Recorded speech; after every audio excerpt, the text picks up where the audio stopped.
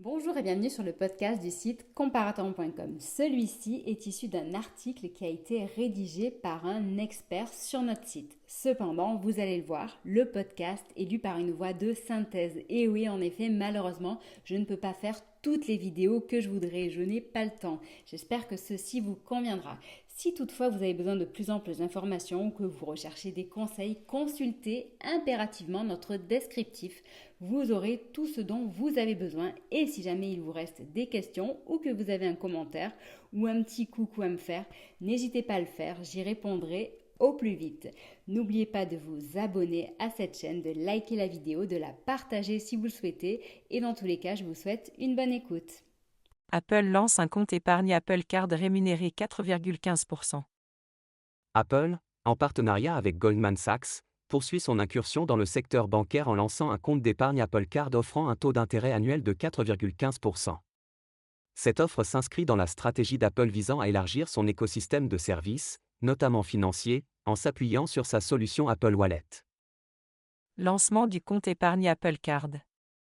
Le nouveau compte d'épargne Apple Card, fruit de la collaboration entre Apple et Goldman Sachs, propose un taux d'intérêt annuel de 4,15%, soit au moins 10 fois la moyenne nationale américaine.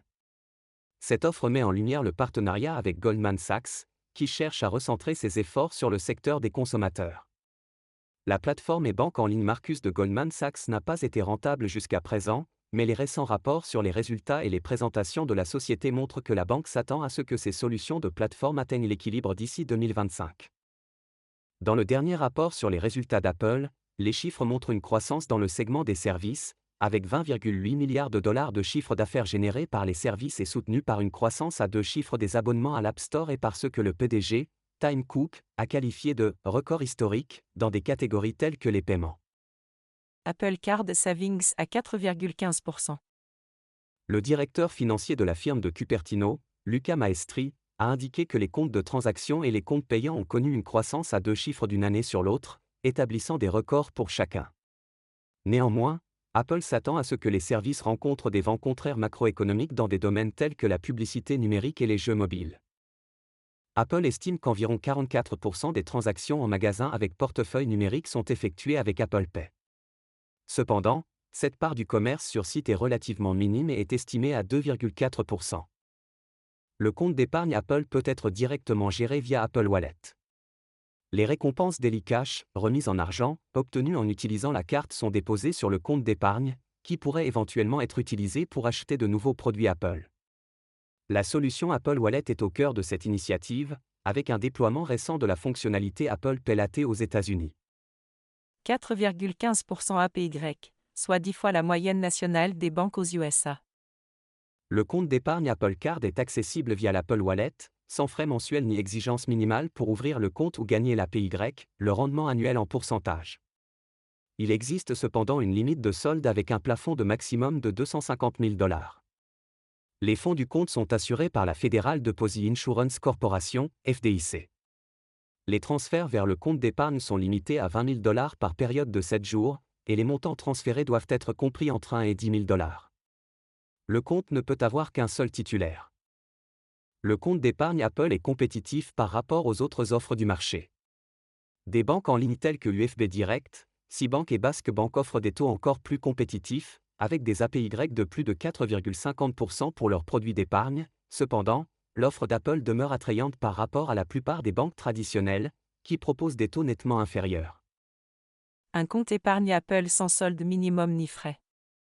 L'un des avantages de l'Apple Savings par rapport à certains autres comptes d'épargne rémunérateurs est l'absence d'exigence de solde minimum pour bénéficier de l'APY. Par exemple, Bread Financial demande 100 $ pour ouvrir un compte d'épargne et commencer à générer des intérêts, tandis que le taux d'épargne le plus élevé de Citibank nécessite un solde d'au moins 5 000 $. L'Apple Savings, bien que proposé par Goldman Sachs, offre un taux d'intérêt supérieur à celui du compte d'épargne en ligne Marcus by Goldman Sachs, qui propose un APY de 3,90%. La différence de 25 points de base entre les deux produits souligne la volonté d'Apple de se démarquer sur le marché. En plus des différences de taux, les comptes d'épargne Apple et Marcus présentent également des limites de solde maximales distinctes. Alors que le plafond du compte Marcus est fixé à 1 million de dollars par compte d'épargne, l'Apple Savings est limité à 250 000 $. Les deux produits ne comportent toutefois ni exigence de dépôt minimum ni frais mensuels. En ce qui concerne les transferts, les clients des comptes d'épargne Marcus peuvent transférer jusqu'à 100 000 $ par jour vers ou depuis d'autres banques, tandis que l'Apple Savings limite les transferts à 20 000 $ par semaine. Les restrictions plus strictes du compte Apple Savings le rendent particulièrement adapté aux personnes souhaitant obtenir un APY élevé sur une partie de leurs économies totales ou à celles dont les économies ne dépassent pas 250 000 $ et qui n'ont pas besoin d'effectuer de gros transferts. Offre exclusive pour les détenteurs de l'Apple Card. Il convient de noter que l'Apple Savings n'est disponible que pour les détenteurs de l'Apple Card. La nouvelle offre est en phase avec la stratégie d'Apple visant à étendre son écosystème de services financiers en offrant des solutions innovantes et compétitives pour ses clients. En conclusion, l'Apple Savings est un ajout significatif à l'écosystème financier d'Apple, qui offre un taux d'intérêt compétitif par rapport à la concurrence et incite davantage de clients à adopter l'Apple Card. La collaboration entre Apple et Goldman Sachs démontre leur engagement commun à fournir des produits financiers attrayants et à créer une expérience utilisateur fluide et intégrée. Alors que le marché des services financiers numériques continue d'évoluer, il sera intéressant de voir comment Apple et ses partenaires s'adapteront et innoveront pour répondre aux besoins changeants des consommateurs. Et malheureusement, l'Apple Card n'est pas disponible en France. Le sera-t-elle un jour ? Qu'est-ce que l'Apple Card ? Lorsqu'Apple a annoncé en 2019 qu'elle lançait une nouvelle carte de crédit portant sa marque, certains fans ont pu espérer qu'elle réinventerait la façon dont nous payons les choses. Mais les caractéristiques du produit en font l'équivalent d'une pomme rouge, très attirante mais quelque peu fade. Cependant, et malgré l'encombrement du marché des cartes de cashback, les consommateurs pourraient trouver de la place dans leur portefeuille numérique pour une autre carte qui leur offrira des récompenses, en particulier sur les achats coûteux d'Apple. Comme pour toutes les annonces de produits Apple, et, en fait, pour toutes les cartes de crédit, la question importante à se poser est la suivante: ce produit est-il fait pour vous ? Voici les caractéristiques de l'Apple Card en bref. Demandez et gérez votre carte directement dans l'application Wallet sur votre iPhone. Obtenez gratuitement une carte en titane conçue par Apple. Pas de frais de retard. Pas de frais de dépassement de limite. Pas de frais de transaction à l'étranger. Créé par Apple avec un système financier géré par Goldman Sachs. Tous les paiements sont dus le dernier jour du mois. Découvrez si votre demande est acceptée avec une simple vérification de votre solvabilité. L'Apple Card est le compte épargne disponible en France ? À la lecture de ces lignes, tout le monde se demande si cette proposition alléchante est disponible en France.